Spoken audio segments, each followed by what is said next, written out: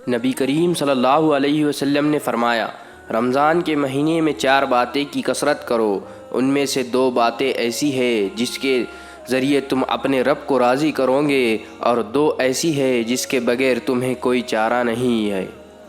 وہ باتیں جن کے ذریعے تم اپنے رب کو راضی کرو گے وہ یہ ہے، نبی کریم صلی اللہ علیہ وسلم نے فرمایا، لا الہ الا اللہ کی گواہی دینا، یعنی ماہ رمضان کے کلمہ طیبہ کی کثرت کرنا۔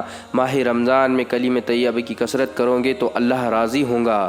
نمبر 2، نبی کریم صلی اللہ علیہ وسلم نے فرمایا، اللہ سے مغفرت چاہنا، اور فرمایا ماہ رمضان کے اندر استغفار کی کثرت کرو، خاص طور پہ سحری کے وقت اللہ سے مغفرت کی دعا مانگنا، اور اللہ والے جو ہوتے ہیں وہ سحری کے وقت استغفار کرتے ہیں۔ نمبر 3، اللہ سے جنت کا سوال کرنا۔ ماہ رمضان میں اللہ سے جنت کا سوال کثرت سے کرنا، جہنم کی اللہ سے پناہ مانگنا، اللہم عصمنا اجدنا من النار، یا مجید، یہ جہنم سے پناہ مانگی جاتی ہے۔ اللہ سے جہنم سے بچنے کی دعا مانگتے رہو۔ نام کتنا بھی مقدس استعمال کیا جائے، اگر نیت میں فتنہ ہے تو تمام کوششیں فتنہ ہو جاتی ہے۔ جو اللہ سے کرے دور، وہ تعلیم بھی فتنہ، وہ عملات بھی فتنہ۔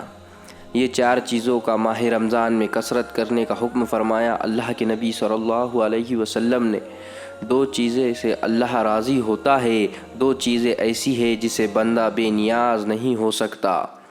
اللہ کے رسول صلی اللہ علیہ وسلم نے ماہ رمضان کی توہین کرنے والے اور ماہ رمضان میں گناہ کرنے والے، ماہ رمضان میں اللہ کی نافرمانی کرنے والے، ماہ رمضان میں اللہ کے رسول کی نافرمانی کرنے والے کے لیے نبی کریم صلی اللہ علیہ وسلم نے ارشاد فرمایا، جس نے ماہ رمضان میں گناہ کیا اللہ تعالیٰ اس کے 1 سال کے اعمال برباد کر دیں گا۔